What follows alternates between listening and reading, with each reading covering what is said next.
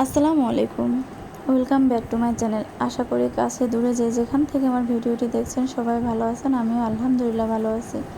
তো আবার একটু নতুন সকাল নিয়ে চলে আসলাম। নতুন সকাল, নতুন দিন। তো এই যে আপনাদের ভাইয়া রুটি খাচ্ছে আর ভুড়ি খাচ্ছে। আগের দিন যে ভুড়ি রান্না করছিলাম তো ওইটাই ছিল, ওইটাই আর কি গরম করে দিয়ে আপনার ভাইয়াকে রুটি বানিয়ে দিয়েছিলাম। তো সে রুটি আর ভুড়ি খেয়ে নিচ্ছে, আর এদিকে আমি আবার দুপুরে রান্নায় তাড়াতাড়ি চলে আসছি, রান্না করবো আর কি। তো দুপুরে রান্নার প্রিপারেশন আসলে বাসায় অনেক কাজই করা হয়, সব কাজ তো আর করে দেখানো যায় না, বা সব সময় ক্যামেরা ফিট করে রাখা যায় না যে কি করলাম সেটা দেখাবো, সেটা আর কি দেখায় না। আমি আসলে সব কাজ শেষ কমপ্লিট করে ঘর সব গুছায়ে বাচ্চাদের খাওয়ায় বাচ্চাদের ঘুম পড়ায় তারপরে আমি রান্না করতে আসলে চলে আসি। সেগুলো আসলে দেখানো হয় না। সবাই হয়তো ভাবেন যে ফুট করে সকালের খাবার খেয়েই রান্না করতে চলে আসেন, আসলে তা না। খাবার খেয়ে যে রান্না করতে চলে আসি তা না, বাসায় আরও অন্যান্য কাজ থেকে, যেহেতু ছোটো বাসায় বাবু আছে আমার, দুইটা বাবু, একটা বাবুকে স্কুলে দিতে হয় আর একটা বাবু বাসায় আছে, তো এদেরকে সামলাইতে হয়, তারপর ঘর বাড়ি গুছাইতে হয়, সব কিছু সামলিয়ে তারপরে আমি রান্না করতে আসি। তো আজকে রান্না করব হচ্ছে ভেটকি মাছ দিয়ে বেগুন আলু দিয়ে রান্না করব, কারণ অনেক দিন তরকারিটা রান্না করা হয় না, আর ভাবলাম যে মাছটা তাজা ছিল তো রান্না করি। তো যে ভেটকি মাছ দিয়ে বেগুন দিয়ে আর কি রান্না করব। টমেটো দিব, অনেক দিন টমেটো দিয়ে রান্না হয় না তরকারি, তো দিয়ে ভাবলাম যে আজকে একটু মজা করে রান্না করি। তো এই যে সব মশলা একসাথে কষিয়ে নিয়েছি, কষিয়ে নিয়ে আমি এর মধ্যে আবার বেগুন দিয়ে দিব, বেগুন দিয়ে তারপরে কষাবো। আর আমি সবসময় বেশি বেশি করেই মশলা দিয়ে কষাই, যত কষাবো তত ভালো লাগে, আমি প্রত্যেকবারই কথাটা বলি আর কি। আর সময় নিয়ে রান্না করলে সবই ভালো হয়। তো আমার আজকেও তাড়া ছিল, কারণ আমার ছেলেকে আমি আবার স্কুলে আনতে যাব, আপনাদের ভাইয়া ব্যস্ত আসতে পারবে না, তো তার জন্য আর কি তাই তাড়াহুড়া করতেছি, আবার রান্নাও করতেছি। দেখে আবার ছোটো বাবাও কান্না করতেছে, আর আমার ছোটো ছেলেটার যে কী হয়েছে আল্লাহ ভালো জানে, সারাক্ষণ কান্নাকাটি করে, তারপর রাত্রে ঘুমায় না, দিনের বেলাও যদি একটু ঘুমায় তো তারপর অল্প একটু সময় ঘুমায়, আর সারাক্ষণ আমার সাথে সাথে আম্মু আম্মু করতেই থাকে সারাক্ষণ, যেখানে যাব সেখানে, আর কিচ্ছু খায় না, খাওয়া দাওয়া একদম ছেড়ে দিছে ছেলেটা আমার, একদম শুকাই গেছে আমার বাবাটা।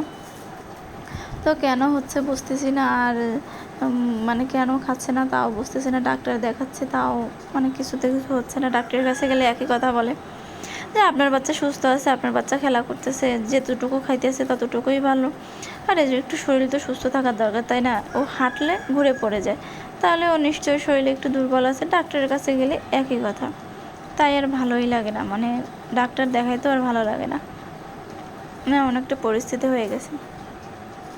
পরে আমার বেগুন কষানো হয়ে গেছে, আমি এখানে ঝোল দিয়ে একটু টমেটো দিয়ে মানে সেদ্ধ করে কষানো প্রায় হয়ে গেছে, তারপর একটু বেশি করে পানি দিলাম যেন ভালো লাগে। আর এখানে রান্না করব ঝিঙে ভাজি করব।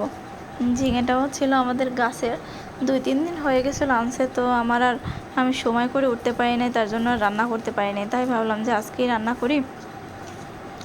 তো আমি রান্না করতেছি আর সময় দেখতেছি যে কখন 11টা বেজে যাবে, আমার ছেলেকে আনতে যাইতে হবে, এই আর কি। কারণ আপনাদের ভাইয়া নেই, আর রাস্তায় প্রচুর পরিমাণে জ্যাম থাকে, বাসা থেকে রাস্তা পর্যন্ত যাইতে আমার 10 মিনিট প্রায় সময় লাগে, আবার ওখান থেকে যাইতে মানে মানে আমার ভীষণ কষ্ট হয়ে যায় যে আমার বাসা থেকে রাস্তা পর্যন্ত যাইতে অনেকটা কষ্ট হয়ে যায়।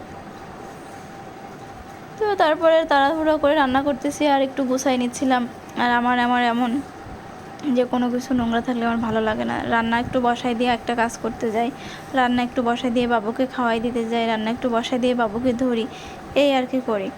এভাবে আসলে আমার মানে কাজ হয় যে একটা কাজ করতেছি একটা কাজই করতেছি, এটা আর সম্ভব হয় না, একটার মধ্যে আরও 2টা সে চলে আসে কাজ।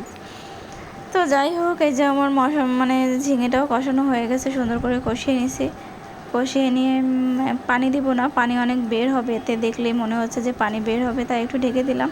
তো দেখেন যে পানি সত্যি সত্যি পানি বের হয়েছে, আর সেদ্ধ হয়ে গেছে, আমার একটু পানি দেওয়া লাগেনি তরকারিটায়। তো আর মিষ্টি ছিল তরকারিটা, কাটার সময় মুখে দিয়ে দেখছিলাম তো মিষ্টি ছিল। তো এরকম ভুনাই করবো, অনেক সময় এরকম ঝিঙে আবার তেতোও লাগে, তাই কাটার সময় আমি আর কি মুখে দিয়ে দেখছিলাম। আর এখানে যে আমার মাছের তরকারি হয়ে গেছে, আর এখানে আবার একটু শাক ভাজি করছিলাম, কলমি শাক, এটাও হয়ে গেছে। পরে আপনাদের ভাইয়া দুপুরে ছেলেকে আবার কোচিংয়ে দিতে গেছে, কোচিং থেকে নিয়ে এসে আমার জন্য আবার পান নিয়ে আসছে, কি মনে করি আজকে ভালোবেসে আমার জন্য পান নিয়ে আসছে, যাই হোক ভালোবেসে নিয়ে আসছে তো খাইতেই তো হবে, তাই না? তো এই যে পানটা খেয়ে নিলাম, আবার আপনাদের ভাই আমাকে খুলে দেখাচ্ছিলো যে এর মধ্যে কী আছে। তো এর মধ্যে পান ছিল আর কি মিষ্টি একটা মশলা ছিল, ওইটাই ছিল আর কি। তো ভালোবেসে যখন নিয়ে আসছে খেতে তো হবেই, তাই আবার একটু চুন লাগাই খেয়ে নিলাম। তারপরে বিকালের দিকে আমার ছোটো বাবাকে নিয়ে একটু বাইরে বের হয়েছিলাম, কারণ সারাদিন যদি বাসার মধ্যে বসে থাকে আটকা থাকে তাহলে বাচ্চাদের মন মানসিকতা ভালো থাকে না। তাই ভাবলাম একটু বিকালে একটু গ্রামের দিকে হেঁটে আসি।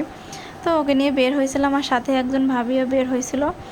তো এই যে সে ছাগল দেখে মহা খুশি, ধরবে না করবে কি করবে দিশাই পাচ্ছিল না। আর চারদিকটা পরিবেশটা এত সুন্দর ছিল, আসলে গ্রামের দৃশ্য দেখতে অনেক ভালো লাগে, মন জুড়িয়ে যায় দেখলেই এমন একটা পরিবেশ। পরে বাসায় এসেছি, বাসায় এসে সন্ধ্যাবেলা আবার বড় ছেলের জন্য নাস্তা বানালাম, আমার জন্য চা বানালাম। তো মা ছেলে মিলে নাস্তা করে নিলাম। তো ভিডিওটা যদি ভালো লেগে থাকে অবশ্যই লাইক কমেন্ট শেয়ার করে দেবেন, আর চ্যানেলটি সাবস্ক্রাইব করে দেবেন। সবাই সুস্থ থাকবেন, ভালো থাকবেন, আল্লাহ হাফেজ।